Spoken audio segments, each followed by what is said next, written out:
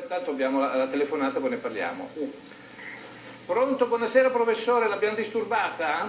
No, si figuri, è un piacere, buonasera a voi. Buonasera, senta, siamo qui con i suoi amici, abbiamo qui Alessandra Brasca, il Beppi, e stiamo parlando del dialetto che rischia di perdersi. Io sto dicendo invece che in questi ultimi 7-8 anni e in Lombardia soprattutto, insomma, c'è stato un recupero. All'inizio era difficile perché sembrava una posizione politica, in realtà poi si è allargato a tutti, al di là dei partiti che sostengono questa teoria. Insomma, il dialetto sta diventando qualcosa di valore, insomma, perlomeno questa è la mia impressione. Invece lei è preoccupato?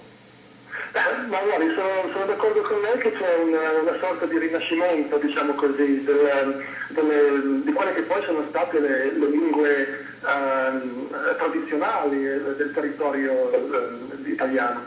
E riflette una cosa che sta accadendo in tutta Europa, perché parlando del galiziano e il catalano fino a pochi decenni fa erano considerati dialetti, mentre adesso sono lingue di tutto rispetto con posizioni diciamo a livello amministrativo, e sono entrato in università. Qui in Galles, dove lavoro io, il gallese fino a non molto tempo fa era la lingua, diciamo era praticamente un dialetto, la lingua del popolo basso, ed è stata fortunatamente reinserita a tutti i livelli della società. Quindi l'Italia da questo punto di vista è un po' indietro, diciamo, però allo stesso tempo le cose non sono messe così male come erano 20 anni fa. Sicuramente c'è un piccolo rinascimento, parlando della Lombardia in particolare, dal punto di vista musicale. Sì. Senta professore, mi parlava Alessandro, anzi Lisandro, se non so offend, del bilinguismo, del pensiero bilingue, insomma, più che del bilinguismo. Diciamo che il vostro lavoro è anche questo, bilinguismo, ma anche permettere la gioventù, questa generazione riesce a fare bilinguismo, ma c'è il pericolo che tra qualche anno non ci sia più, e quindi era da questo che era partito il ragionamento.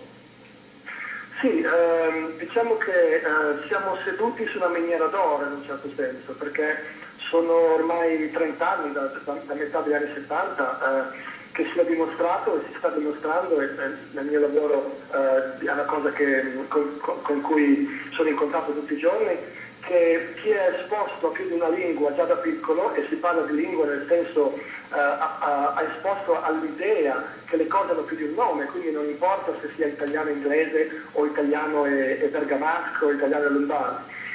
Quando i bambini crescono in un ambiente dove le cose hanno più di un nome, una cosa si chiama sedia ma anche scagna, o una persona si chiama uomo ma anche om, eccetera, dà una flessibilità mentale e un'abilità di pensiero superiore a quella del monolingua. Al contrario di quello che si pensava una cinquantina di anni fa, il monolinguismo è un limite, non è un vantaggio. Certo. E noi, come hanno capito i catalani, diciamo, l'hanno capito, i galiziani l'hanno capito, i gallesi l'hanno capito, che siamo seduti sulla miniera d'oro, un'opportunità che invece di augurarsi che i dialetti muoiono così possiamo finalmente essere tutti monolingui in italiano, diciamo, l'opportunità è al contrario, è far vivere questi due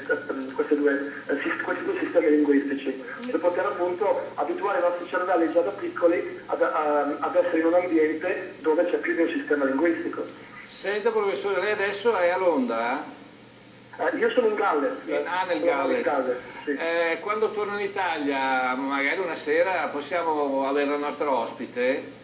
Volentierissimo, sì, sicuramente. Farò sapere a Alessandro Brasca, che saluto tra l'altro, che è il mio caro amico, e conosco di salutare il Beppi, che non conosco personalmente, conosco di fama, quindi è telespettatore ovviamente. Meglio di fama che di fame. Sicuramente sarei felicissimo di partecipare in persona, certo. La ringraziamo, quindi adesso il tempo purtroppo non c'è per approfondire, però senz'altro con l'anno nuovo io mi auguro di poterla avere qui con noi e con i nostri amici. Grazie e mi scusi se l'ho disturbata dei suoi impegni questa sera. È stato un piacere, buona serata a tutti. Grazie, buona serata, grazie.